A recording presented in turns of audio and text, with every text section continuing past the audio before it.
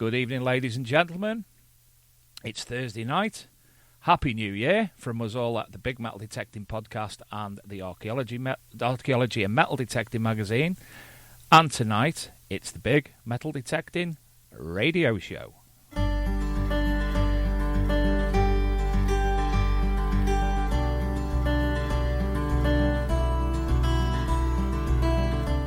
Welcome to the Big Metal Detecting Podcast.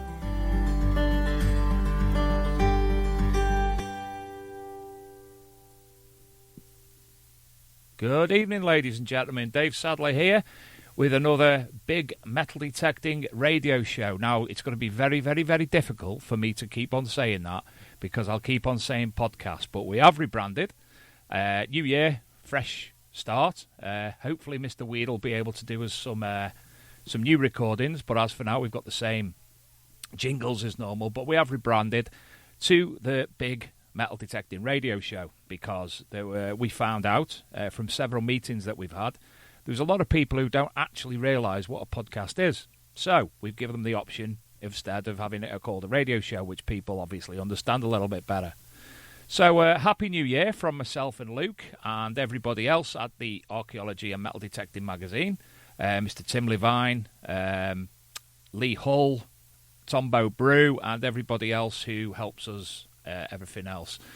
So, it's been last week's show for me was probably, I believe, the best show I've ever been involved in. It was fantastic. Scotty B and Addicted to Bleeps, Mr. Chris Rogers. We did a review of 2019, and we spoke about hordes and all other things, and I thoroughly enjoyed the show. It could have gone on a lot longer than it did, but, as you know, we normally work to an hour limit, but I think we ended up as an hour and a half because it went on that, so I thought, hey, really need to stop it now, but I wish I hadn't.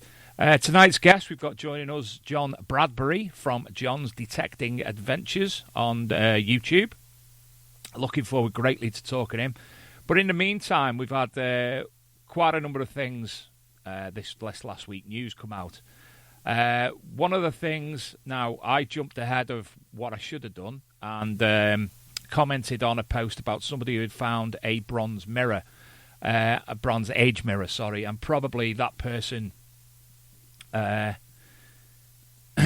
the way it was reported, the way it came across, the information was sent out via an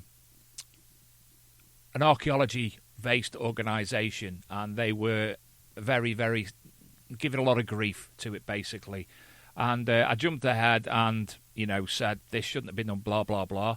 But thanks to Mr. Julian Evan Hart of Treasure Hunting Magazine, he spoke to the person in question, and that was all concluded, and it's all been done correctly. So I've got to offer my apologies for going a little bit too far with jumping ahead and giving the information out before it was all there. I learned a valuable lesson personally.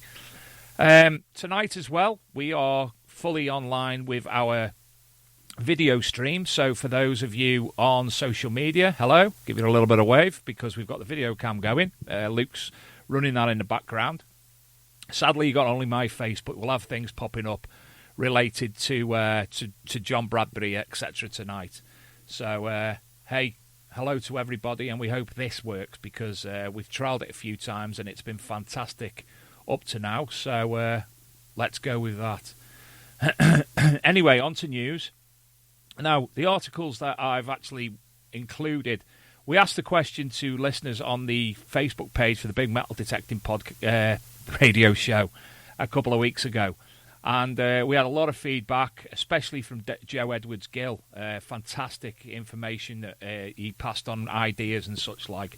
And the first thing that was found, readers' finds, is what we want to try and do. So obviously you send us your images, we can publish them on the website and potentially in the magazine when it comes out to the at the minimum of 4 copies that we've got coming out next year.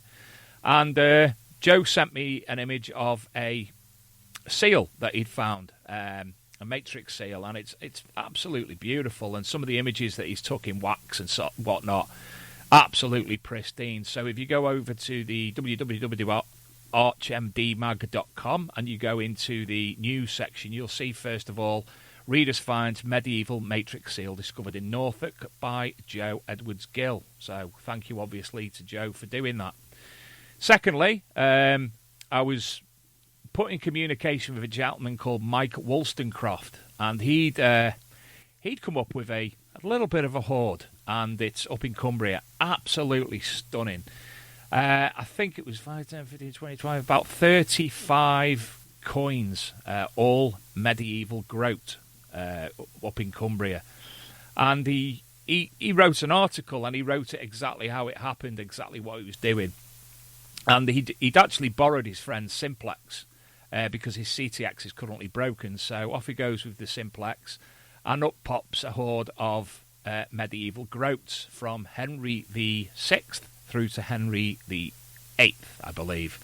So again, you'll be able to see all the images on there. I think Luke might pop them up on the video cast for people to see on there shortly, I believe.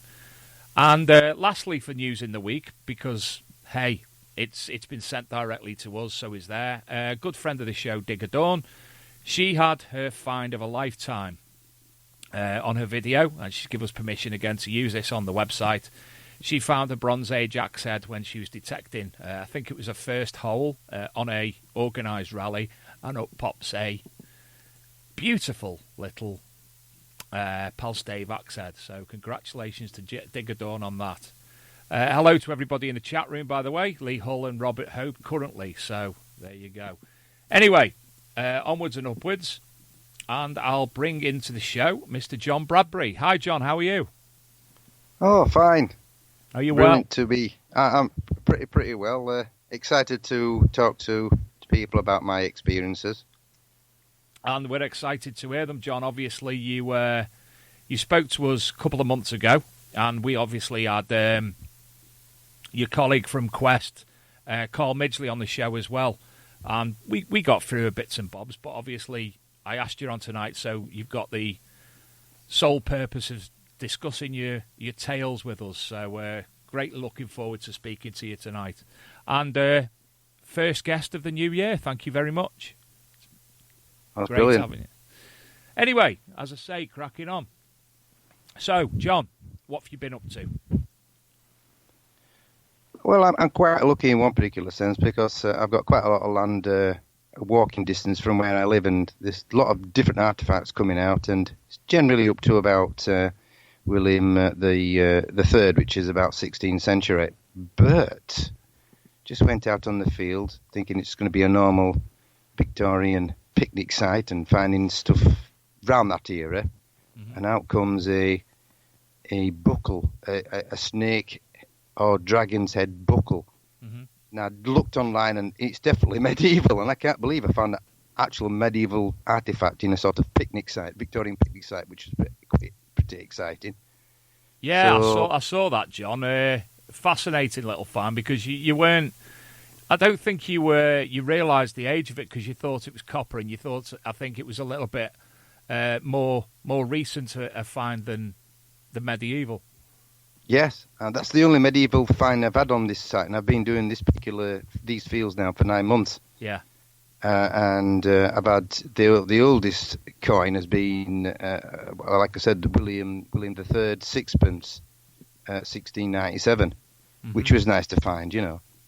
But Victorian, George III were just buckets of, and other interesting sort of artefacts that came out, which obviously gives it a well-endowed walk, trod on, and picnic experience of all sorts of things that were found and still finding. Because I think I'm on picnic part 4 picnic site, Victorian picnic site, and I'm just now putting together part 5 with a load more other artefacts. So that's that particular film clip coming on shortly.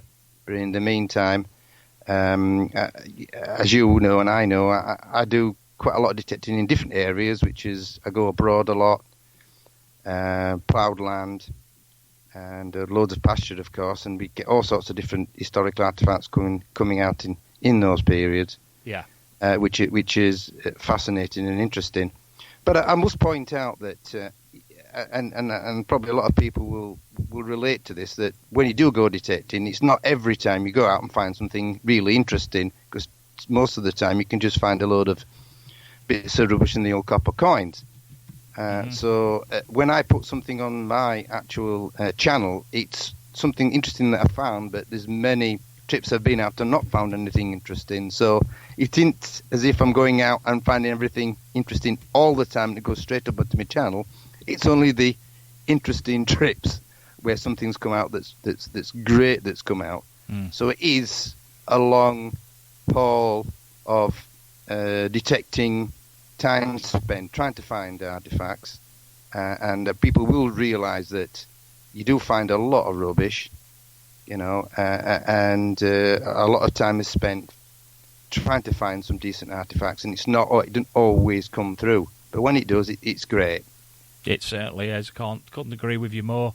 We've actually got on the live stream at the moment, Luke's got your one of your videos running where you found a 17th, 18th century button, so people can actually see visually what you've got. Equinox ID 18 is currently up there, so you'll be able to see that on the stream that we've got active.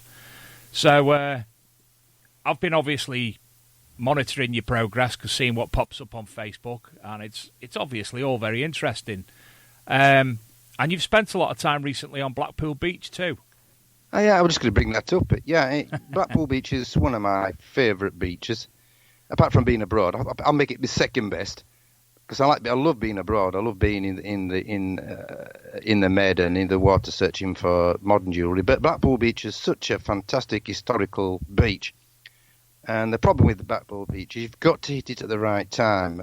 You've got to get it where the pebbles are showing, and then spend quite a bit of time trying to find and go careful over those areas and hopefully find historical artifacts or reasonable stuff. I mean, my first trip this December was not very good, but 3 bullets, I think the 9mm, and various other small little sort of modern 1960s artifacts. But the second one, I must have just hit the space, a little area. I thought, it's opened up here, went on, and it was just like glory days, fantastic stuff that came out were just absolutely fantastic. I mean, amongst it all, I did have a beautiful Victoria gold ring 9 carat. Now you don't get many of those in a bucket, I've got to be honest. Yeah. I've had a few in my time, because I've spent a lot of time in Blackpool Beach. It's just a matter of being at the right time, at the right place, with it all opened up at Blackpool Beach, and that's the only time when you will find something if you keep at it. And it isn't just about the gold, but it's just about the other artifacts to show that the period of Blackpool Beach goes back up to the 17th century, believe it or not. Yeah. And one particularly interesting find, which I got a real shock, was when I pulled out which looked like coal, like a black coal, and it got a signal inside of it. Now, generally, what I do, I just sort of put it in my bag there and take it home and crack it open later. Well, when I did bring it, take it home and crack it open, it was a George III halfpenny in immaculate condition. So that's 1806. I mean, that's pretty good to find something that age on Blackpool Beach, because generally it's Victorian, And so I do advise anybody that goes on to Blackpool Beach and you find these like bits of coal, or it looks like coal, but with a cracking signal in the middle, don't throw it away. Most of the time it could be any type of brass or alloy of any kind, but you do get coins.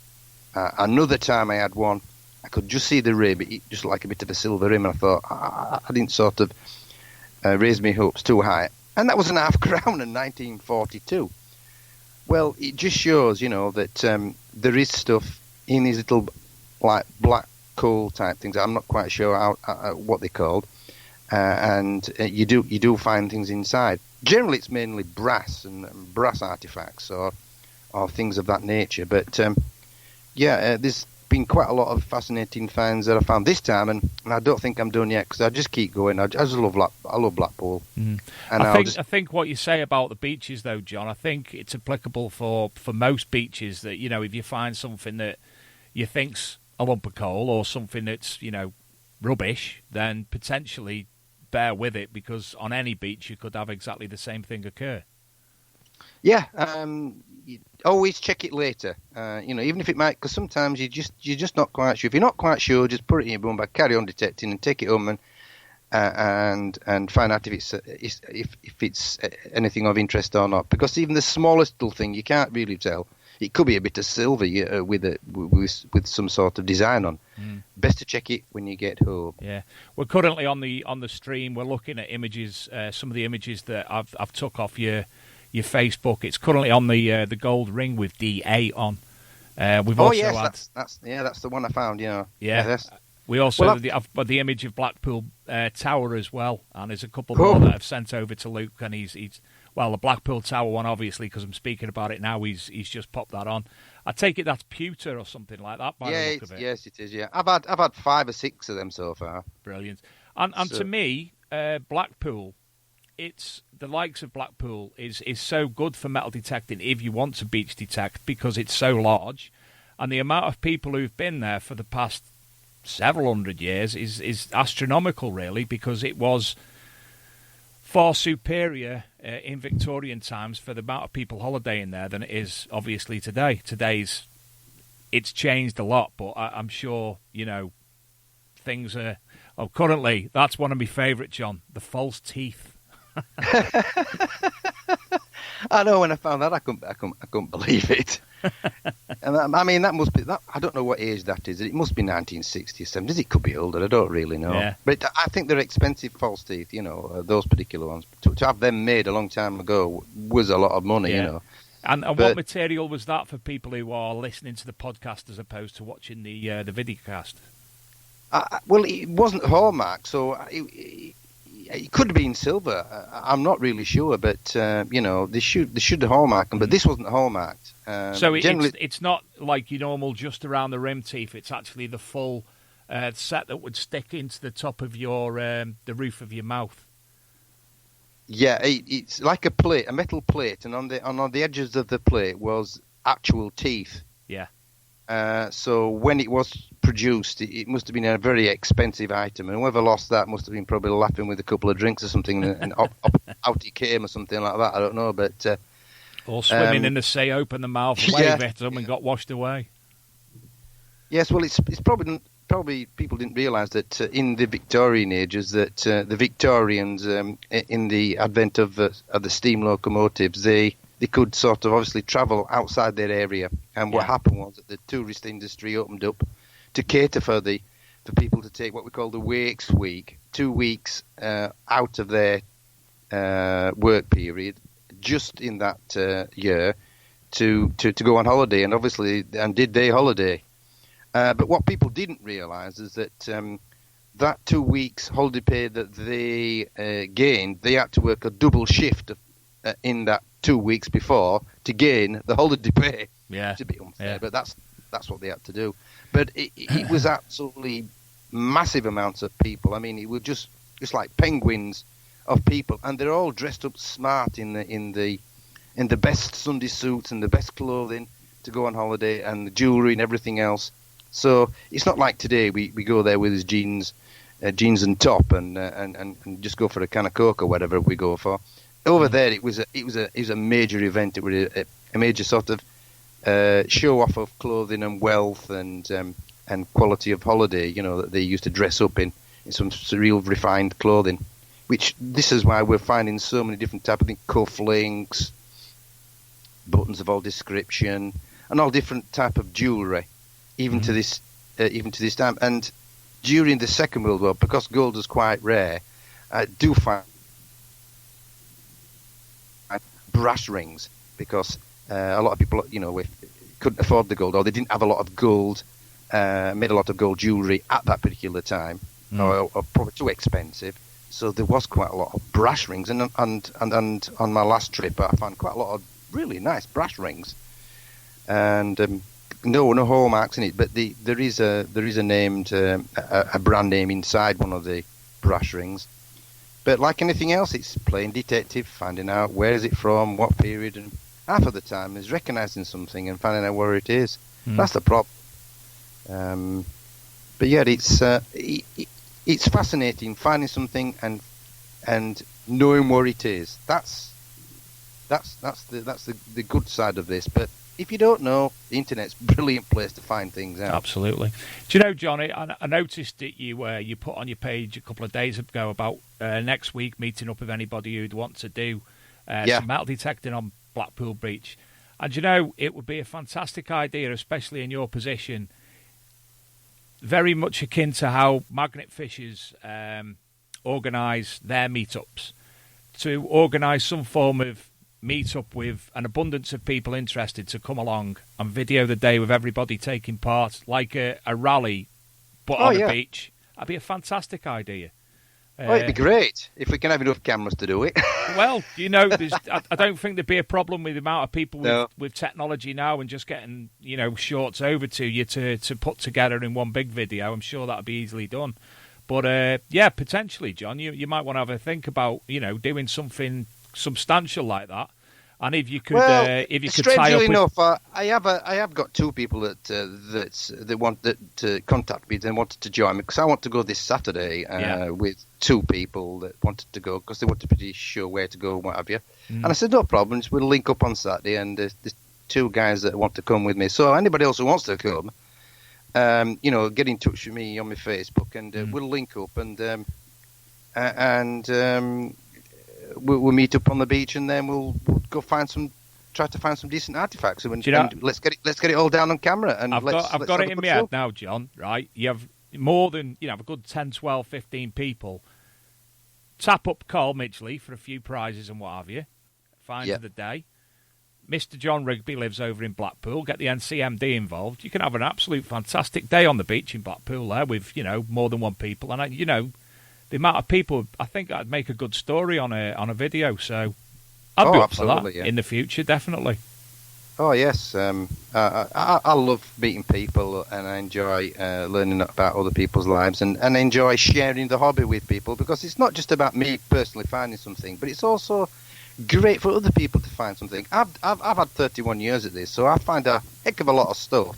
Yeah. And for other people that haven't, I get excited for those people who found something they've never found before, because it's just great that they're excited. It's the excitement that it creates in finding something unique or something valuable or something that they think is a great find that they've never had before, and that I'm able to put that together for them. Or they've come with me and they say, "Oh, look, I've got an ambered coin. I've never had an ambered coin," which happened to one of my friends. Yeah. When the Equinox came out, I was on Blackpool Beach.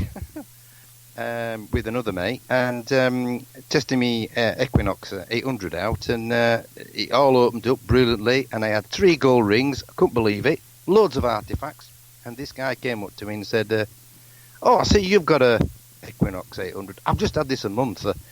I don't know how to set this. How do you set this?" I said, "Bring it here." So off when I went, tap tap, press, right. Dig everything over that certain number. Off you go. 10 minutes. He starts screaming, "I've got my first gold ring. Thank you, John." And came over and gave me a big hug. Well, it's times like that you just think, brilliant. I just like helping people too, you know. Yeah. And that's my mate. Now he's become a great friend now. Mark Felton. He lives in Preston, and now he's great mates, you know. And that story will always stick in my mind, about the Equinox 800, you know. So yeah. Do you know, John, there's a few people commenting in the chat room on the Spreaker page, and just like me, I've obviously been back to work for the first day today, and I come home from work convinced it was Monday. Absolutely convinced. So Tony Kaywood's forgot what day it is, so he's realised it's Monday, but he said himself, Blackpool Beach, go on then. So, I think we could get a few people together. We can organise a date, maybe in the summertime when the weather's a bit more predictable. And we could organise something like that, perhaps. I wouldn't. The worst time to go to Blackpool Beach is summertime, believe it or not, because you've got to have some sort of wind or gales or strong wind for the sand to be pulled away to reveal the pebbles, because that's where your stuff is, to be honest. Right. The best time I would suggest would be somewhere in March Well, to that's- organise a proper rally, you know, Yeah, where yeah. we could all get together and have a fun day out. I think we could sort and, that you out. know. Obviously, again, we'd have to sort out the dates with the tidal changes. Yeah, and yeah, whatnot as well. absolutely. Yeah. Well, it'll get lighter as well during March as well, so It will, that'll be yeah, better. yeah. But I'm going to be there Saturday. I'll tell you that for now. So anybody I'm listening, an who- eager. whereabouts on the beach? What area? It's a big old beach. So where will you be about? Well, on Saturday it'll be South Pier, but generally what I do, I usually I start from South Pier and I look for the openings of pebbles, and then I work my way through bottom of South, through to the south to central, looking for the pebbles, and then working my way up to north. Yeah. And whichever comes first, either my battery runs out or which she never does, but or the tide comes in or I run out of time. And then sometimes I could have to go the other way. Then I can go into the top side of north and then work my way opening up, see if there's pebbles and sticking around it. Because once you stick in an area, you'll be there for a long time. And the tide is quickly turned round, very, very quickly. And time just goes so quickly when you're detecting. Last time I was just in this area where all these things and artifacts were coming out, and the tide came up. I thought, no, go back. I wanted to do some more. And it just covers it all up. And, next time you go, that's a problem with Blackpool Beach. You can cover it all up, and you can go back the next day, and it's gone. Yeah. Completely gone, that area. So you've got to eat it while you can. But there again, it opens up another area, and it's searching for these areas that are time consuming, and that's what it is about. It's no good going to Blackpool Beach when you see all nice and lovely sand and think, here we go. You ain't going to find a lot. You aren't. It's got to be where you've been stripped off, or it's gone down in depth, where pebbles are showing, where hardcore is showing, and you might have a good chance to find something. Yeah. Because a lot of people will probably say now, it's rubbish is Blackpool Beach. You don't find nothing on there. But you've got to go on the right conditions. Wrong conditions, you just can have a bad day, and it's just pointless. I'm just so lucky. Sorry. Can I ask, John, what machine you currently would be your machine of choice for the beach detecting? Well, at the moment, In the UK. Yeah. Well, I'm still using my Equinox 800, and I've got the 15-incher now, and I just absolutely love it to death. It's just like the second wife, And I've got it set at, with the speed recovery at 4 and maximum sensitivity at 25, which is a bit chattery, but you just work through it. You just get used to working through it. It is quite chattery for maximum depth, and I'm digging everything after 1. So do dig a bit of rubbish, don't get me wrong. I still have 2 bum bags, one for the rubbish, which is going to be ring pulls and all the rubbish, and one for positive targets, and then another little pocket then to put anything that's decent. So because the Equinox, so I've been told, I've yet to find this, will pick up a gold chain at number 2. I've yet to achieve that yet. Not achieved any gold chains just yet, but according to what I've been told, they do dig gold chains up at different numbers. Now, majority of people use the Equinox, and they probably think, I'm not digging anything over 10. Some do, because anything under 11 is generally, I would say, 80% crap. But you've still got to dig it, because some of the decent stuff can be in that area, especially the small little hammered. If you're in a ploughed field, you've got to be careful what you're missing with the Equinox. It's like anything else, you get used to it. Do you know, I'm getting, as well as questions in the chat room, and I'm trying also to monitor anything that we've got on the video feed, but I'm also getting text message questions as well as we speak. So I'll ask you the first question from Tony Kaywood. He said, assuming you video this weekend's beach session, could you film the clues on the beach that you look for in terms of where to detect? He's a beach newbie and he's unsure where to detect on beaches.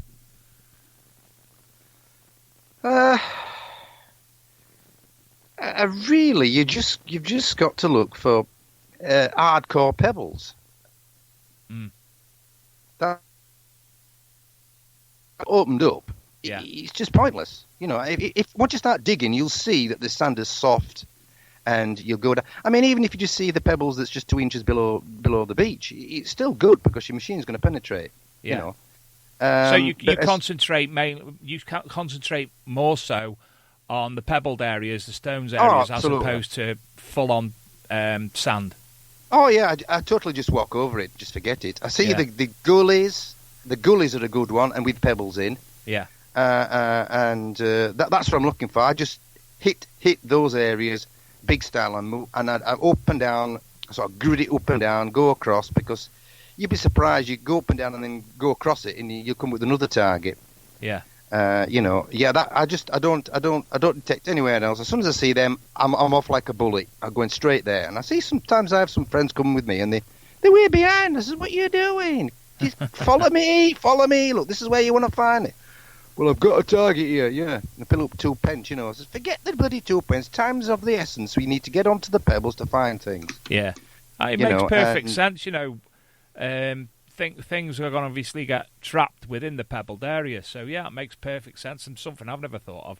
I'm sure that Aaron Weedle, one of our guests and friend of the show, he does a lot of beach detecting, his South Coast Detecting, his channel, and he does a lot of beach detecting there. So I'm sure he's got ideas that would help you and vice versa, because obviously you both do a lot of beach detecting. What settings, I've got another text, what settings do you actually use on the Equinox on the beach? I use recovery speed 4, threshold 2, and I have the iron bias, or the FE, at 4. And sensitivity, I try to push it as much as I can. It only goes to 25. But I try to push it to 22, 23 as much as I can for sensitivity for depth, to be honest. Yeah. And goes pretty slow, because at 4, a recovery speed 4, you can't go fast. You can, and you'll miss things. But it's not all about speed. It's all about nice and steady, nice and easy, swinging your machine in a quarter of an arc forward, and then covering, going back on yourself I have a grid up and down. That's how I tackle it. I don't just walk off like a snail. I grid it all nice and slow until I've covered all the pebbles, and that takes a lot of time. And believe me, unfortunately, you do dig a lot of crap in between that, but that's good because you're digging the crap out. Hopefully, next time you're there, there's less crap to dig out. I've just had a message as well, and it's something I should have mentioned earlier about the where the video stream actually is. And obviously, I've not mentioned this. It's actually on Facebook. Now, we're streaming via the Archaeology and Metal Detecting Magazine Facebook page, but I've also shared that directly to the Archaeology and Metal Detecting Magazine group and the Big Metal Detecting Podcast group. And also, if you're friends with me on Facebook, I shared it to my feed as well. So that's where that is. I don't know what the crashing sound is, Tony Kaywood, unfortunately. Happy New Year to everybody as well. I'm just butting in with a few things here, John, so please That's bear fine, with me. yeah. Well, I just want to, if I can just mention, Certainly. to thank all the people that subscribed and supported me on my channel. I really much appreciate it. There's some great people out there with some great messages, and I'm here to help as much as I can. I love meeting people and helping people as much as I can. I'm sure they could help me. I'm not saying I know everything. Yeah. But helping people, I just enjoy, and meeting people, I do enjoy that. It's the fun in detecting, not just about finding the artifacts. It's the fun that you have with people who detect with you. And I think that is part of detecting. And Definitely. Meeting all different people of all different kinds of variations of life, and just meeting new friends. I just enjoy it. Unfortunately, you do get some people who are not very nice, but that's just the way life is, unfortunately. Sadly, it is. It is indeed.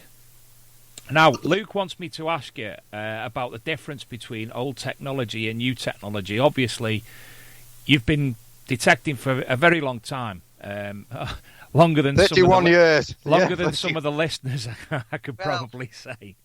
What are the difference between the technology back 31 years ago and now? Oh, it's massive. It's the actual weight of the machines and what it's made from. Because I had the Grandmaster. Was it the Garrett Grandmaster 2? God, it weighed a ton. But it's supposed to be the bee's knees with the meter. Anything with the meter, everybody thought was great, And then they produced it in plastic, but it's still quite an heavy box with an handle on. Yeah. The technology's got smaller. You're able to fine-tune your machine a lot more, and pinpointing, and larger search heads.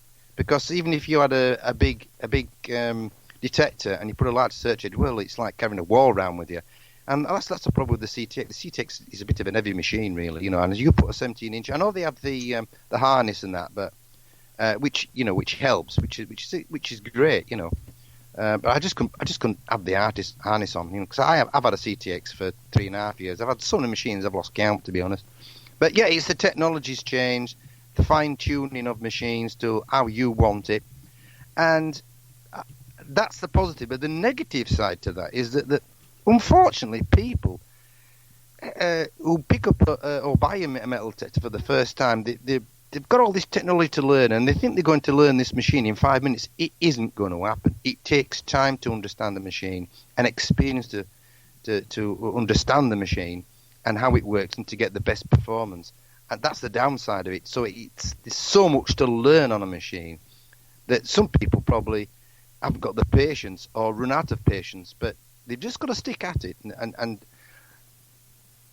take the time to understand the machine properly on its workings, which does take a bit of time, and then they'll get the results at a later point once they understand the settings and how to set it exactly how they want it to get the best. Because at the end of the day, it's all about depth, trying to knock out rubbish, and finding some decent targets and artifacts. That's what it's all about, really. Yeah. Moving on with the questions that I've got. Are there any big differences in the frequency of finds on the beach nowadays versus 31 years ago? Are you finding more regular on Blackpool Beach than you did if you were detecting Blackpool Beach when you first did there? Well, I was learning right at the beginning when I started on Blackpool Beach. I mean, I've only been in Lancashire now for 20 years, and just started to go to on Blackpool Beach at that time. And then I had different types of machines. And I find the technology of the machine that helps you go down that little bit deeper, and the fact that you have to go on the beach, not necessarily with the best machine, but you have to have the correct conditions so that your machine goes down deep enough to find those artifacts. If your conditions are not right, it doesn't matter how deep your detector is, it's just going to be difficult. So once the pebbles are showing, then you can go maximum depth. And with other machines, if you've got a lesser machine that doesn't go down as deep, obviously you're not going to find as much. Yeah. And then even worse, than if it's the worst conditions, you're going on when the sand is high, and you're going on with a not so good machine. Well, you're not going to go down as deep and find anything. You're going to find your pound coins if you're looking, your 1 pence and modern money, Luke's currently playing your beach detecting video where you found the gold ring with DC on it. He's currently on the Elizabeth Threepence there, and I'm just looking at your sand scoop, John. I've never used a sand scoop personally. To be honest, I've never been a fan of beach detecting. I think it's probably the machines I've actually used on the beach, and not having the experience and the knowledge of settings that I should be using and the manner of, because it's a totally different metal detecting experience to do beach detecting and obviously fields and such like. But as I say, I'm just you're in the water at the moment as well. So it's nice to actually see you doing that, because I'm learning just by watching it for 5 minutes the difference in techniques. I've been water detecting 31 years. I mean, the first time I went to a beach, I'll let me tell you the story of when I went to a beaver for the first time. I had some old friends, very, very old friends. I mean, one now's got Alzheimer's, and the other guy, and the other mate now he's 30. And I've got some of the clips on of these. My mates, Bob and Ken Jeffries. But anyway, I linked up in Halifax Club a long time ago with one of them, and I said, I'd love to go abroad because it all kicked off going abroad, quite a long time ago, and I wanted to go. And you got to go with a group to cut the cost down for the apartment and share the cost factor, food and everything else to make it viable. Anyway, I said to my mate, I said, hiya Kenny, all right. First time I met him, I said, can I go detecting abroad with you? Because all these people finding all this gold and stuff like that. I just wanted to go. He said, yeah, sure, yeah, you can come with me and Bob. So anyway, first time I went to Ibiza. I'd never been to Ibiza in my life. Got to Ibiza. Right, we're going to get a car. Got a car. And says, right, where we're going? I said, we'll go to this first beach. Right. And Bob says, because he's a right quiet chap as Bob, and very shy. And he just says to me, you like this beach, John? Well, I'm thinking, it's going to be loads of gold and loads of money. It's going to be brilliant. Yeah, it's brilliant. And then my mate Ken Jeffrey says, yeah, wait till John sees this beach. He'll love it. Anyway, I don't know all that. Parked up the car, takes my machine out. We both raced at front of the beach, and I'm looking straight into the water, and I'm saying, what are you talking about, you guys? This is all weed here. We can't get in the bleeding water to detect. I thought you said this was going to be a good beach. And he says, John, just turn round now. And I turned round, and it was a nuddy beach. And there's all these women there with the magazines and legs open, and you're thinking, oh, my God. Yeah, they've got no pockets to drop anything out of there. Yeah, well... Anyway, it didn't stop us detecting on the beach, though. Yeah. We just went down and saw some sights. I don't know whether to talk about it. We saw some sights. But you see, on a nudist beach, what people don't realise, they're all not glamour models. No, there's all different sizes of people. Fat, thin, and all sorts of ages. But anyway, we just carried on because it wasn't specifically for nudists, although nudists could go. If you wanted to be dressed, you could be dressed, as long as you didn't cause any fuss or any aggravation, that's fine. So we just walk along and just did his own thing. But that was a funny one, that first one, when he just said, look round and there's all these women we know on. Do you know, John, I've got a permit. Well, we had the permission local to us. We've done it to death now. We can go any time. Wonderful chap from Belgium owns the field. And metal detecting away, and all these cars are driving through the field. And I'm like, what's going on here? And then realised there was... it was access to somebody else's land as well. But this land was fully surrounded by fencing, and it had all the gates and what have you. Yeah, that was a nudist colony next to a field. Thankfully, they didn't. The walls were quite high. But I was quite shocked. Obviously, somewhere local to me was like that. So... brilliant, well, that. Absolutely fantastic. First time for me to see something like that, so it was a shock for me. I was a young lad. I said, cover his eyes now. You've seen too much. Because my mouth would just opening up, and I'm thinking, carry on detected, John. Bob said, carry on detected. And then you just get Bob. You get a coin and just drop it. You just drop it down on the floor and get down on knees to pick up this coin and look up like that and snigger. Oh dear. Lee Hull says, I wonder what a Prince Albert would come up as.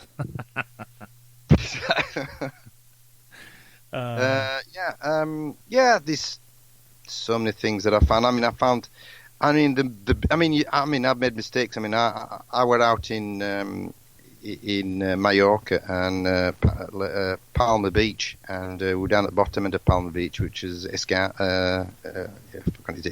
forgot the bottom of the beach. Forgot what they call it. Campostilio, I think they call it. And my mate said, right, go in that bottom there, and I found quite a few rings, my mate. He said, oh, okay. So I went in, and I'm finding the odd bit of euro and a bit of coins and a bit of rubbish and this and that other, and this, and the cracking signal comes up, and I couldn't believe it. I picked up this beautiful 18-karat gold ring, and it had this massive teardrop stone in it, set in it. I was ecstatic. I think one of those aquamarine stones or something like that. And that was in the time before gold was up in price. Now the price of gold per gram has really shot up 3-4 times as much. and now the price of gold then wasn't you didn't get a lot for it. And I picked this stone up, and I says, "Oh, this is brilliant! What a beautiful ring!" It didn't fit me. Took it home. Didn't fit me. Mother. Oh, I don't like it. It looks ugly. My wife says, "No, I'm not wearing it." So I sold it on eBay for 55 quid. Big mistake. Big mistake. But yeah, it was a beautiful ring, that. And I've been trying to look for the picture to put it on, but yeah, I found some fantastic chains with pendants and stuff there. I don't know why, but this, you know, I got the gold fever, the gold jewellery fever. It's hard. You can't beat that excitement of finding gold jewellery. How long do you spend a year over in other countries detecting? Well, firstly, I try to get a group of people to come with me, because you can't go on your own. And you've got to have like-minded people, and you've got to have people who can sort of say to the wife or to the other half, to the partner, and say, "Hey, I'm just off detecting with a friend for a couple of weeks, you know, abroad in Mallorca." And, you know, and you get some wife thinking, oh yeah, sure. So it's quite difficult. So when I do get a couple of mates together, usually 3 or 4, and then I book everything, because I know exactly where. Because I want to be, because I know I've done it that many years. I want to be on the beach, step out of the apartment, and in the water. Yeah. That's me. I don't want to be travelling. I mean, I've done others. I've walked around middle of town with all my kit on, and people looking and thinking you're from another planet. And then and I like to stop there 10 days, 11 days. I like to stop longer, but some of them I've got limited time, so you can only just do a limited time, you know. Yeah. I do have my brother coming with me, because we have a lot of fun, me and my brother and other mates. But this time round, it will be with my mate Stu from Spinner Disc, who me and him are linked up now, good and proper, and I'm going to take him about a bit, because he's working too hard, is that lad? He works too hard. At 74 now, Stuart, it's time for him to pack up and do some serious testing with me. And not just that, leave the boy alone to carry on his own. Yeah, that's right. Yeah, more than capable. He costs more than capable. He's hard work, is Stuart. He's so fastened in the, you know, it's just like in his blood. I says, you've got to start declassifying, you know. Yes, I'll join you, John. Yes, I'm going to come out with you. Don't anyway. Anyway, we definitely me and my mate Stuart. We're off to Mallorca this day, sometime in May. Yeah. And then we're hoping to have a couple more mates coming with us. We don't know. But you see, like anything else, people have got businesses, people have got employment, and they've got to judge it and got to book it. But I like to go in May and end of September and October. That's when I like to go, because it's the cheapest. Anything after that is flipping expensive. Yeah. Unless I get a free hotel from somebody. Maybe one day I'll do an advertisement on somebody's apartment or somebody's complex, and I'll get it free. Maybe one day, but not just yet. Well, you mentioned spinner disc detectors, and from that is they obviously the supplier in the UK of the Quest metal detectors. Tell us a bit about that, John, if you don't mind. Well, yes. What's happened is that they've taken up the import of Quest, and I'm now the main demonstrator to the new machines of the Quest and the range. We're still waiting now for this new one to come out, which is the Quest 60. It anticipated. It's like the other Man Lab machine that hasn't come out yet, but they're still waiting for this new machine to come out. But I shall be testing these out and doing my YouTube clips, but like any new machine, it takes a bit to understand, and it ain't a 5-minute job. So, I'll be responsible for doing a lot of demonstrations and understanding the machines and telling people how it works. And I'm looking forward to it, because according to the manufacturers, it's going to do so much dancing and so much singing, you know, fly to the moon. But I believe, wait till I get it in my hand. What it's supposed to do, I've been told, it's supposed to be... as you know, certain detectors like the Equinox has what we call a band range, and this radio wave band range, you're able to knock certain things out and not dig it. Unfortunately, the Equinox is limited. You still got to dig a ring pull, because it's the same sound as a gold ring. Well, apparently this new Quest 600 has got a wider band range, and you should be able to, in theory, knock a ring pull on the head, but still dig a 9-carat gold ring. Knock a load of other bits of rubbish out and still dig the positive. So in other words, dig less rubbish and dig more positive targets, because it's going to be a waterproof machine. You're probably looking at at least £900 machine. But that's what it's saying it's going to be doing now. When I get it, I'll soon know if it does that. But that's what we're trying to achieve. We're trying to achieve digging less rubbish with the machine. The Equinox is a great machine, has its limitations, and what it's got going for it is the ID. I love the ID and I like the noise. The tool noise and the ID helps me to say, that's a good target, I'll dig that. But that's the other Quest small machines. Now, the Quest X5, which I've got a clip on, I've done a clip of the X5. What a cracking starter machine. The technology is fantastic. Light, easy to use, switch on go, brilliant recovery rate for £160. I mean, you can't go wrong for a little machine like that. Search head a bit small, but you can put a bigger search head. For a starter machine, the X5's a brilliant machine. And then obviously if you want a little bit more fine tuning, you go up into the X10 and the X20s, and now they're bringing out now, I think the 40s and 50s now. There's a new machines, we're still waiting for them. And I'll be trying them all out, But at the moment now, if there's anything that's going to beat my Equinox, that might have a chance. But I shall test it out, and if that machine beats my Equinox, that's the next machine for me. I can tell you now. But got a long way to go yet. Will you be at Detectable and such like this year with the with the Quest team or with Carl? Yeah, I'll be at Detectiveville. I'll be going out to many rallies with Carl and demonstrating some of the Quest machines and demonstrating them, because I think they also do the Golden Mask, and that's a great hammered ploughed land detector, and that's a bit of an awesome little bit of a machine on ploughed land. I did a little test on that. That was absolutely superb. This is the test I did, and it's on one of my YouTube clips. The test was that I got an hammered coin, and I got a piece of iron, yeah? Yeah. And I put my machine over it. Nothing. That's the Equinox. Put the Golden Mask on. Bang, bang, bang. Over the iron. Now, brilliant for an hammered, the Golden Mask, no doubt about it. Now, whether I got the setting wrong on the Equinox, I don't know, but it didn't pick the hammered up over a piece of iron. Now, that I just got a bit upset about, but what can you do? But how many times do you get a piece of iron over an hammered? It's very, very rare.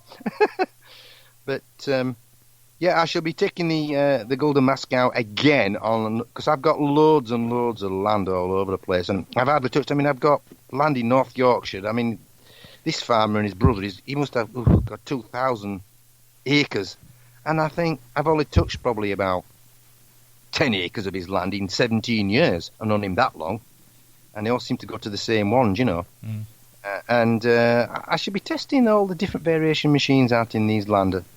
Especially the Quest ones, because I'm just wanting a machine that can knock a ring pull on the head, thank you, and knock various other small bits of crap out, just reduce digging rubbish up. That's what we're after, and digging more positive targets. That's the future, and I think the future also will be probably a little television to see what you're looking at. Yeah, I think that's Nocta Macro, they didn't release, they introduced one of their new machines at Detectable 2 years ago. Can't remember what it was, I'll be honest with you, top of my head. I'll have to go on the website and have a look, to be honest.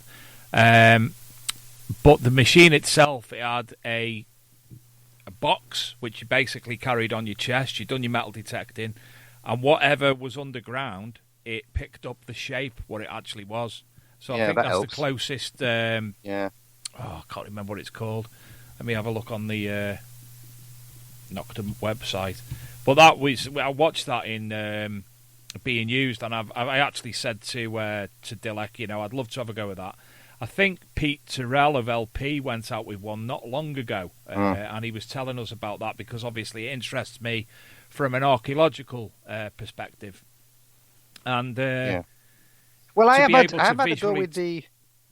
I've had to go with the Simplex, and that's a lovely machine.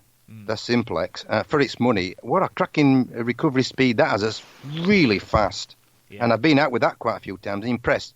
Still like me Equinox, but that for £300, you can't beat it. It's a cracking machine for a starter. I would think, and quite deep, and it's waterproof and well built, and has so much fine tuning on it. Does the Simplex.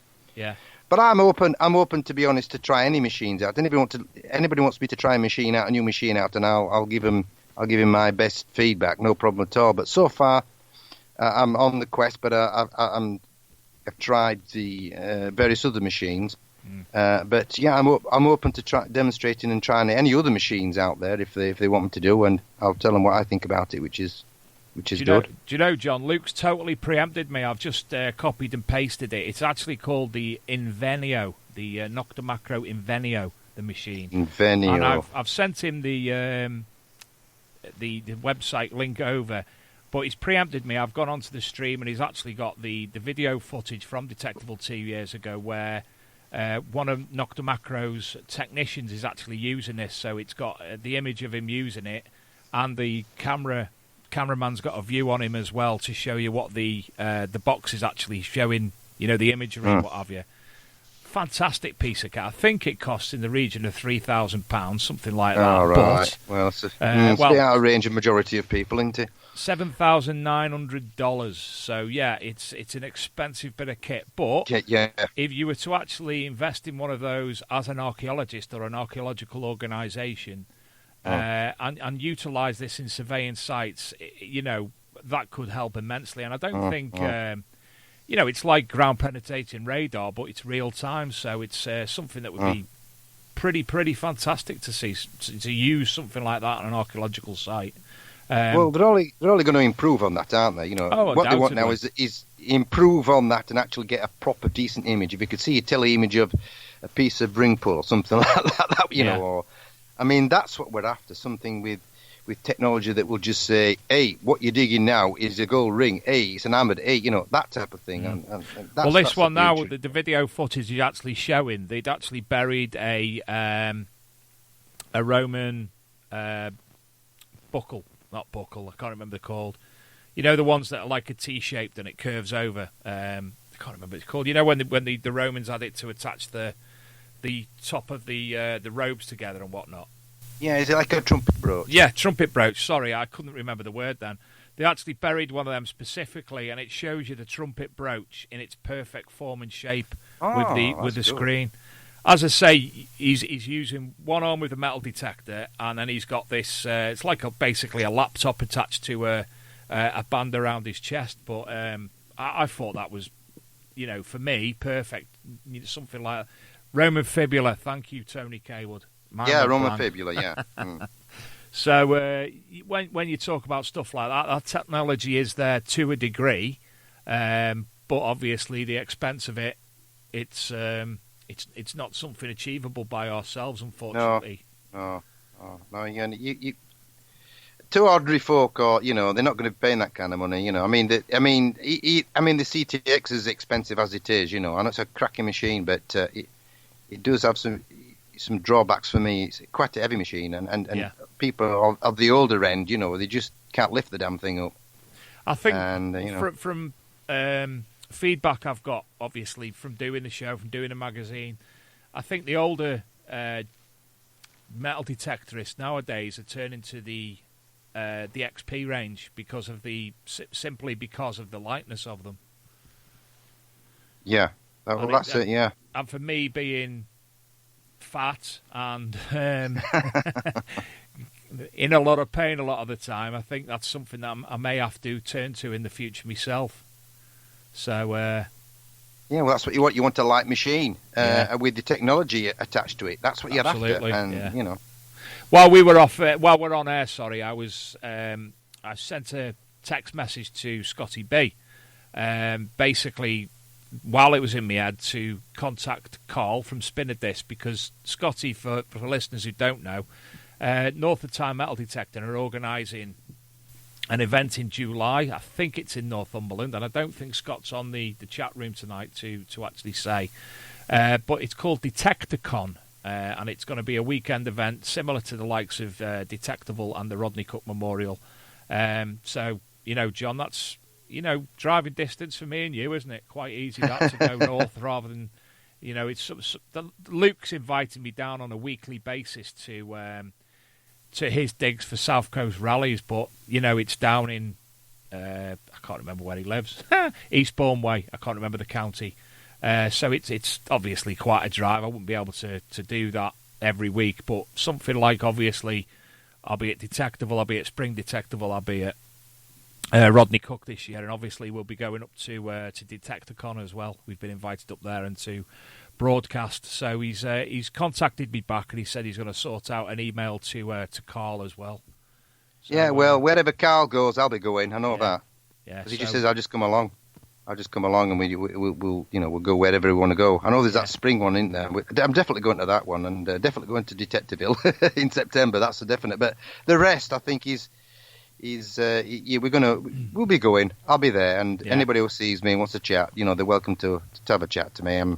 Well, if obviously guy. You were at Detectable this year and you were at the Quest stand. Now, if you do go to any of these events, obviously, John, if people do want to have a chat with you or anything, they can always find you through our own stalls. We'll tell you where they're going to be or what have you. If, for instance, you do go to one of the Detectives and Carl isn't able to make it for whatever reason, and you come alone, then obviously we can point you towards people and vice versa from our own stall. So great. And that goes for anybody, to be honest. We would like to be a sort of communal greeting and meeting area for people.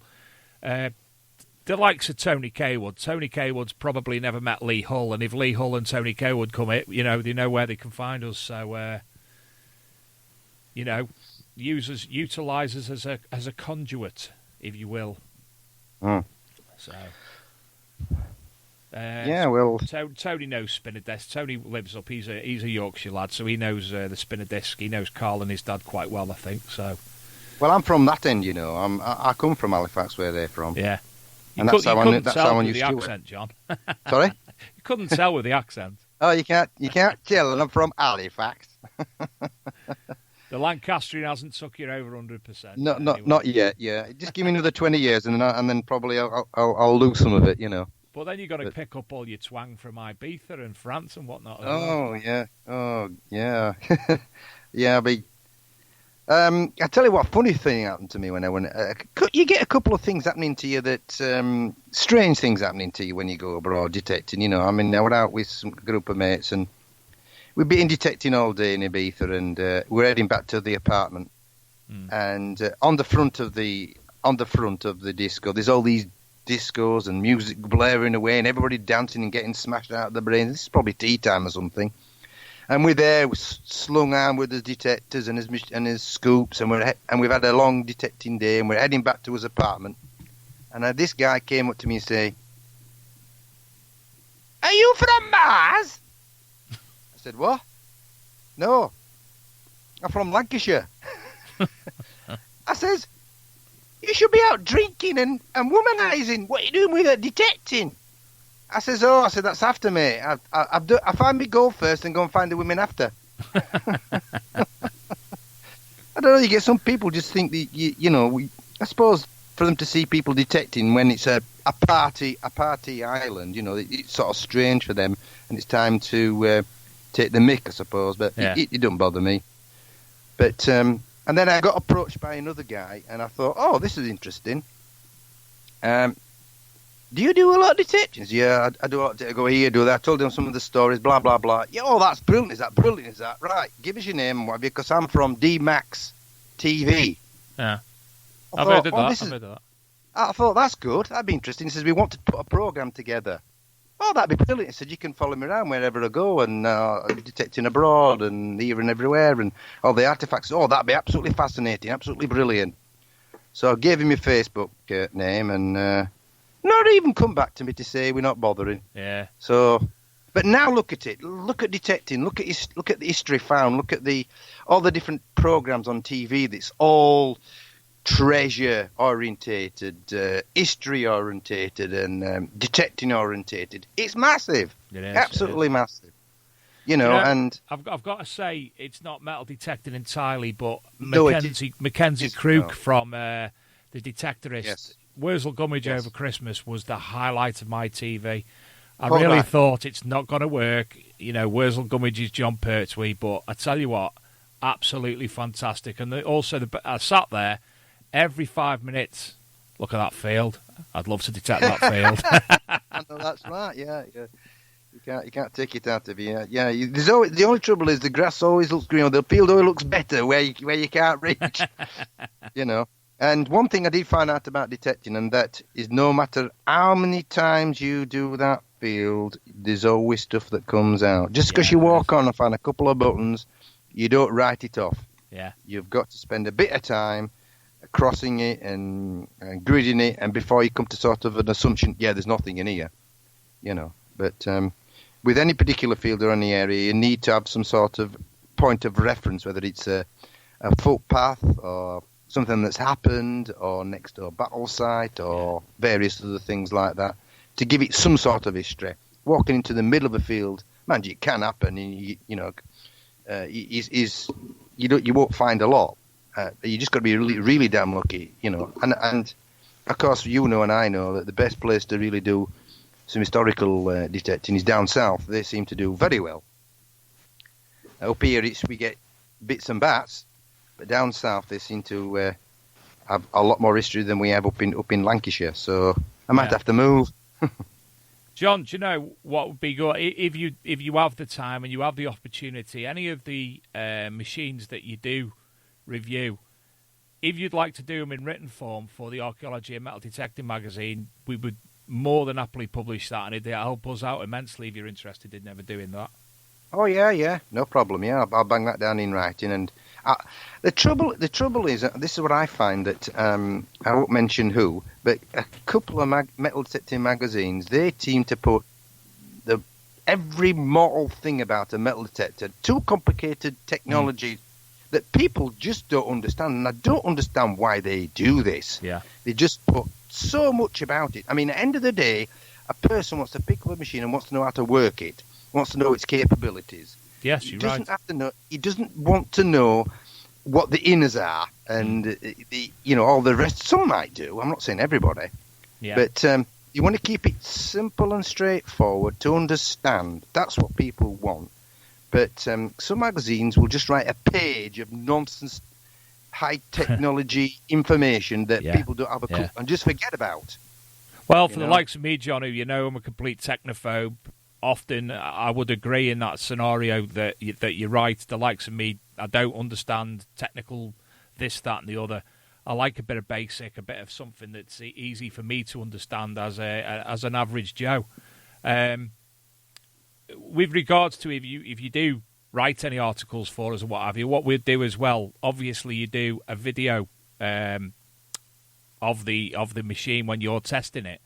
So we could include that video within the article as well.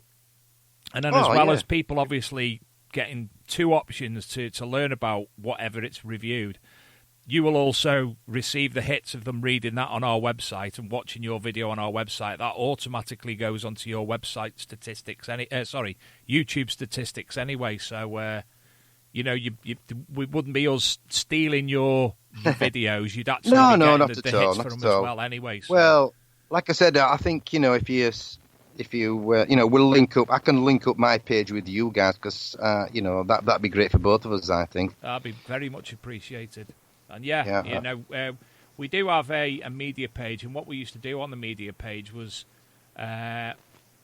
we'd include multiple sources. We'd upload videos from quite a few of the people we'd communicate with: John 316, Jackie Smith, Gareth Bryers, Magnet Fishing, obviously Luke's Metal Detecting, Dirt Fishing UK, Digger Dawn.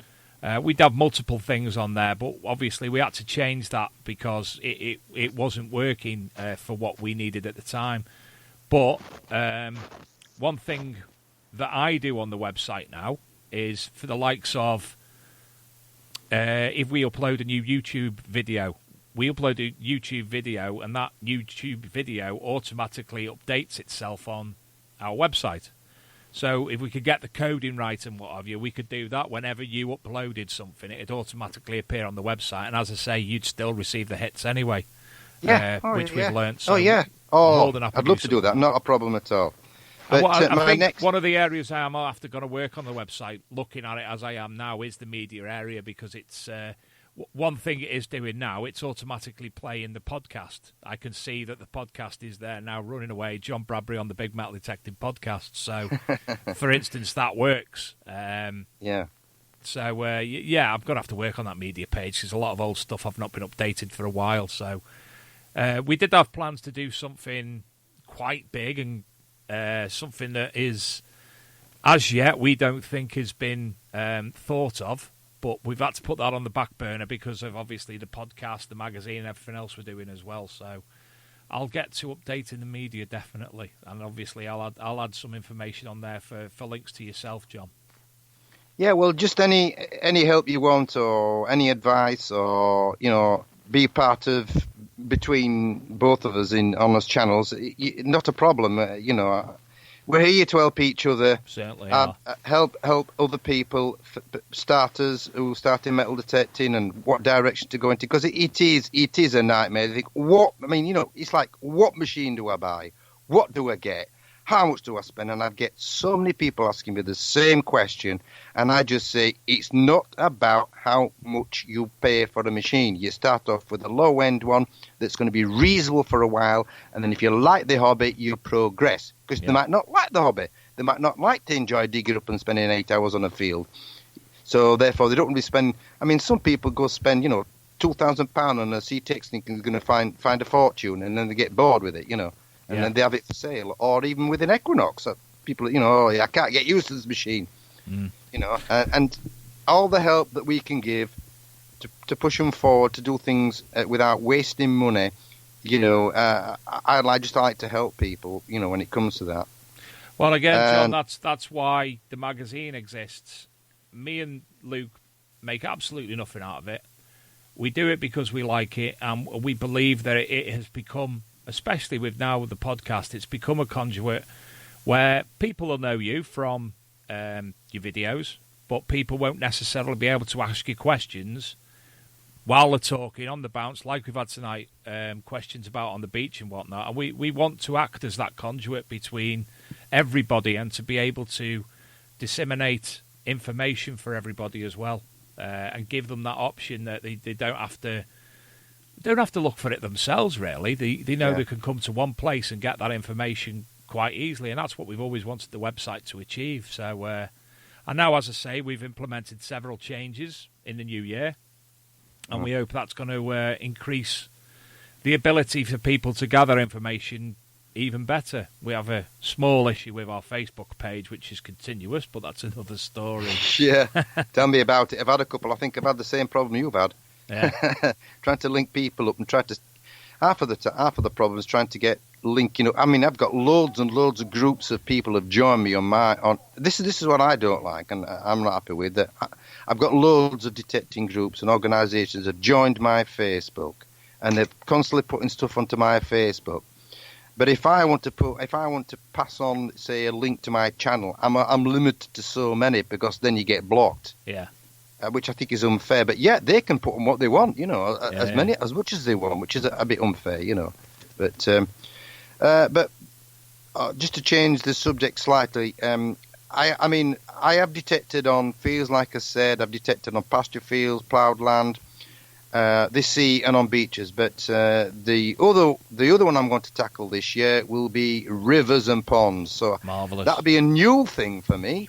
And I've got me and my mate Stuart, he's lined me up. We're going to do some river detecting. So we're going to have some river YouTube clips. That'll be great, because obviously last year we had Aquachigger in the UK on the History Channel, River Hunters, which was basically... That's right. And it was some of the things they were finding were marvellous, and obviously it is a massively untapped source. It is. I love being in the water, and because I've been in the water up to me, because when I go out, I'm only 5'5", and when I go out in the water in the sea, I try to go as far as I can. And you always get that target. That's beyond your reach, but you're determined to get it, no matter what, And then eventually think, it's a ring pull, but it don't matter, And takes me to a story to Mallorca as well. I'd just gone detecting a couple of years now, and I just got me Excalibur, and I was in one of the big beaches in Mallorca, and we just actually got it at a peak time when there were a lot of Germans there. Quite a lot of people in the water. Probably the wrong time of the day to go, but I get bored right quick, so I thought, I've got to go in the water, and sort of just moving away and in between people, and then there were a bit of a gaps. Anyway, there was a group of 6 people, 3 couples, Germans, young people, swearing and cursing at me. I don't know what they were saying, but it wasn't nice, and throwing sand at me. And I'm just thinking, I've got to get out of here. I've got to move. And you would have to have a cracking signal on my machine right 5 foot from their foot. Would you? I thought, oh, no. And they're there laughing and joking and saying stuff to me. And I'm thinking, well, I'm not leaving this signal. It's a cracking signal. My Equinox says, dig this. And I dug it. And they're there laughing and joking. The girlfriends, a couple of drinks around there. Anyway, I'm digging away, and I pulls up into my scoop. I thought, bloody hell, it was a watch working, Seconda. Really? And I went, and I put this watch on, and you should have seen the faces of these couple. They just stopped and looked at me and went, "You just found a watch?" And I put this watch on. I thought, I'm going to make them. Eat the words. Jealous, eat the words. And I put this watch and I went, it works. Oh, great. Yeah, I moved on. But honestly, how's this for luck? I moved about 2 foot from that signal where I found that watch, and I got another cracking signal. And honestly, I'm not lying. I found the same bloody watch. Really? 2 watches, exactly the same watch. 2 of them. So it must have been 2 young guys must have gone to the shop, bought a watch each, and they both lost it in the same place. What's the chances of that? Those people were dumbstruck. They just looked and went, "You just found another." And I just whisked through them all thinking, yeah, you can see, I'm not just here to dig ring pulls up, And then afterwards I got a ring pull, but I was happy, I wasn't bothered. I were on cloud cuckoo land for a time, Do you know, John, and it's things like that in metal detecting. You've just done it yourself there. You've made up a little story in relation to the find. With 2 guys probably bought the same watch that come off. You're able to make up your own little story about your find. Brilliant, isn't it?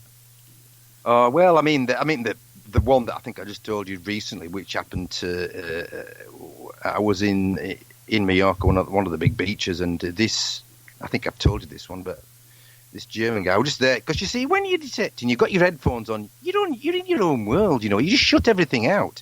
You just keep aware of what's in front of you, so you don't trip over anything, or there's no jellyfish there to sting you, or watch out for anything else going on. But you're really sort of more or less in your own little world, and all you're just thinking about, bang, what's this I'm going to dig?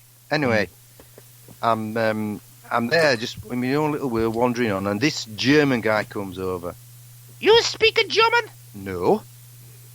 "My wife lose something over there." "Oh," I said, "Oh, all right, I think I've heard this before, I'm thinking, you got to watch people, saying stuff to you. "And you find?" I said, "Okay." I thought, well, I'll be diplomatic and I'll be nice, so it's okay. They look an older guy, and I thought, he might be telling the truth. "He's over by my brother-in-law. He's looking for it now." So I went over to the brother-in-law, and he said, "Yes, my sister-in-law, she lose a ring here somewhere." "Okay." And I'm just saying to him, "Do you know how difficult it is to find a gold ring with a metal detector, never mind eyes only?" I says, "It just sinks into the sand and it disappears forever." Just as I said that, I got this cracking signal, and I picked it up, and I thought, I wonder if this is it. I got this beautiful ring with 7 diamonds in. So I says, "Okay." I said, "Will you ask your sister-in-law to come over and describe the ring to me, because it might not be hers." And it was her ring. She was chuffed to buggery, and she jumped on me and said, "Thank you very much, that's really kind of you." And she says, follow me. I thought, I might get a drink here or something. So they took me to the some beds. "Here you are," and they gave me €50 just for finding it. And I thought that was just ever so kind of them. Yeah. Because they were chuffed. But that ring, I bet that it was worth more than €50 because it had it would split gold, wideband. I'll take you looking at £600 there, But still, she was chuffed. It's a wedding band. It's obviously sentimental value. And she's walking up, bitch, and saying, he's found the ring, and everybody's clapping. I felt like a celebrity, I thought, does anybody want any autographs? I've got to say, John, that your impression of German is diabolical. Yeah, I know, well. But, I'll have to work on that one when I tell that story again. But, at least I made somebody happy, and... you did. And I made a couple of quid out of it, So that was sort of so many things that happen to you when you go abroad. It's just sort of amazing, really. And now I'm going to have to wind the show up shortly, John. Yeah, I could crack on all night, but I know. You'll have to have me on another time. Oh, certainly. Well, you've got so many stories, and we're more than happy to accommodate. I think I can write a few features and a few books. Is anybody out there want to write a couple of books? John, if you want to do any features, any articles whatsoever, we'd be more than happy to publish and promote them, and obviously promote the YouTube channel and the work that you do as well. So don't you worry about that. We'll look after you there. We can't pay you because we've got no money. No, I know. Well, we do it because we have a passion for our hobby. We do. And we have a passion indeed. to help people, But I've got to say, if people could subscribe to my channel, I'd be very much appreciated. More people have subscribed, and the better it is for me, for people to see my channel clips, which could help many people who are starting out in the hobby, or even just see stuff that's been found and to identify things, Well, as I said, John, just by watching the small bit that Luke put on before of your beach detecting, I've learned, well, things have clicked into place in my head just by watching your video. So I can appreciate that, and I do appreciate the videos that you make as well. I don't get to watch copious amounts of YouTube videos. I made a comment yesterday when I was thanking people and tell them about what we're doing in the new year. Luke keeps telling me to make more videos for the YouTube channel. So I said, yeah, all right, but I'm not doing metal detecting because I haven't got a clue what's going on half the time, and I can't stand there with a video because with my phone videoing something because my phone gets absolutely rotten for a start. And I just don't think that would be me doing that. I'm quite happy doing the little videos that I do when I go to museums or archaeological locations and video what's going on and interview people on the site. I'm much more prefer to do that. And if I do magnet fishing, it's generally the little lad. I'll video him doing it as opposed to myself. So. Just get yourself a GoPro. They just go to your chest. I've got two. I just have one attached to me metal sometimes, and I have one down on the floor, and then I have, or on to my chest, and I just turn it on and off, and just speak and take it out, and that's what I do. But my latest films are a little bit better because what I've done with the last 3 or 4 clips is that I've the thing that I'm pulling out of the ground. You can't really tell what I found. So what I do when I get back home, I wash it and clean it, and then I take a photograph and put it on, and then you can see what I found, and then I put the picture of the thing that I found, so there's more clarity and more interest of, which is a lot better now, It's sort of keeping people interested in what you find, because it's no good looking at something that's muddy. Say, I've got a sixpence here of so-and-so, and they can't tell what you found in your hand. Yeah. So I'm slowly improving my editing technique and presentation, and I want to add a bit more history. I think I add a bit more history and a bit more information and a bit more fun in it. I like to have fun, although I do get poked for it now and again. But that's just me. I mean, I just get excited when I find a penny. I get excited when I find a sixpence. I mean, I'm just an excitable chap.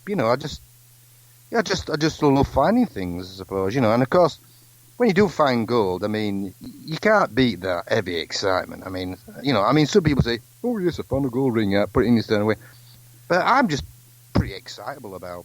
I mean, you don't find many gold coins, do you? You know what I mean? You just don't. Yeah. But if you want to come detecting with me, mate, I'll set you up on the beach, and you'll find one thing for certain: you come detecting with me, you will find something. I certainly hope so.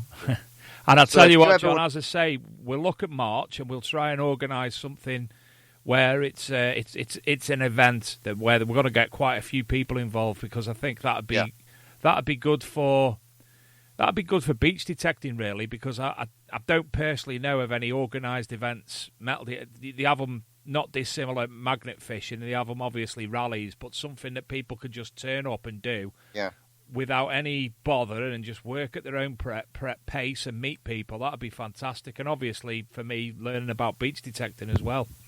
So we'll definitely have to sort something out there. Well, if you look at my channel, make sure you've got a scoop like I've got, because you need a scoop, mate. Don't bring a shovel. That's just a waste of time. You need a decent scoop. I always looked at them and thought, why are they using scoops? But then watching that video before, I thought, that makes perfect sense now. Yeah. So yeah. Well, when you listen, get close John, to the edge, I'm very much appreciated for you coming on tonight. Happy New Year to yourself, obviously. Yeah, same to you, pal. Now, the lineup for the next couple of weeks. Next week, I'm still waiting on a response from the guest that we've got pending for next week to see if everything's okay. So I'll leave the name for now, and that'll obviously be put up on the Big Metal Detecting Radio show on Facebook, and obviously the Archaeology Metal Detecting magazine pages. The week after, I'm hoping to have Lance Goolsby from Global Detecting Adventures. Now, he's having a bit of a break from metal detecting, but I've asked him to come on because there's a lot of people who know Lance who are really interested in listening to what he has to say about metal detecting, being an American who lives in Germany. The week after that, currently, we've got Mr. Stephen Gray of Anglo-Celtic Metal Detecting on YouTube. Now, Stephen, again, he just needs to confirm via if he's working that day or not, if he's able to come, but hopefully that'll be happening. We've also got in the coming weeks, Gary Cook hopefully going to be coming on and discussing this year's Rodney Cook and giving an update on monies that were raised at last year's Rodney Cook Memorial Rally.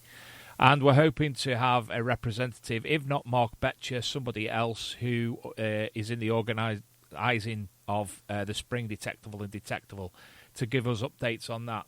Now, Luke reminded me earlier as well, if there's anybody listening who is a rally organiser, if you would like your rally given mention to on the podcast, please contact myself or Luke, and we can obviously do that. Now, what we've done with Luke's, now he's not done it for a couple of weeks because there's been other things going on, but we have a little bit of a draw on behalf of said group. So if you give us the information, we'll talk about the rally.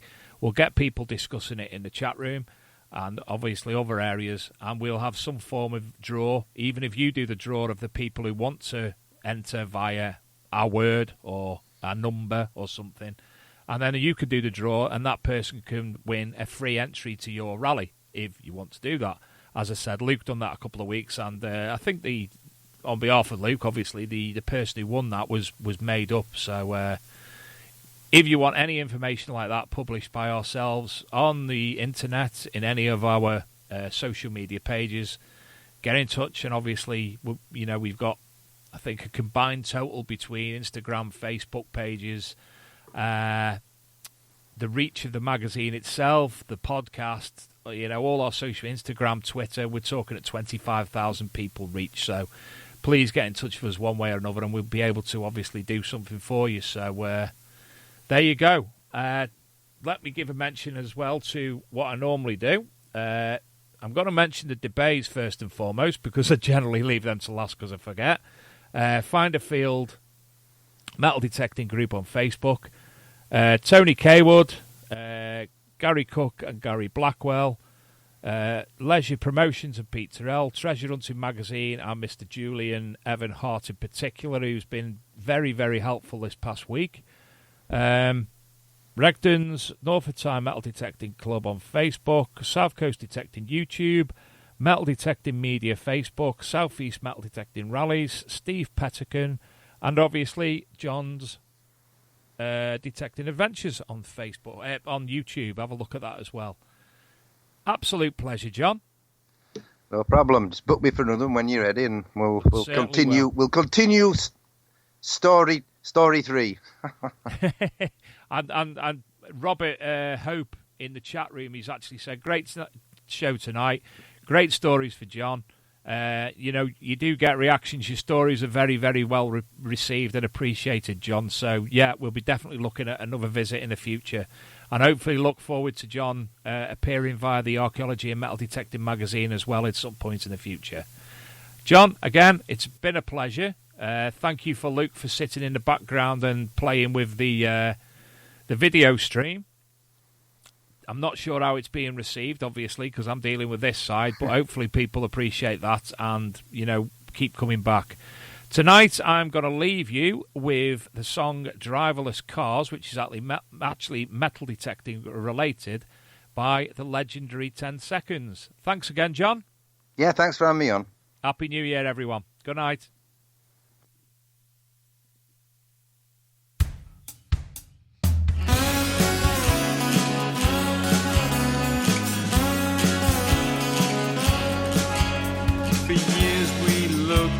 For that field, we thought the battle was on a hill. Then at long last it was found, with a ball badge buried in the ground. In the ground, a ball badge buried in the ground.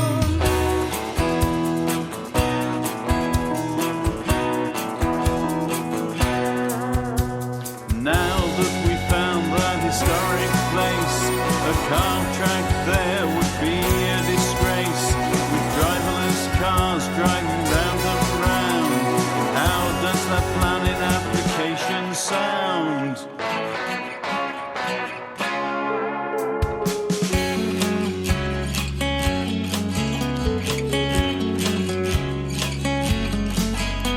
For years we looked for that field, we thought the battle was on a hill. Then at long last it was found, with a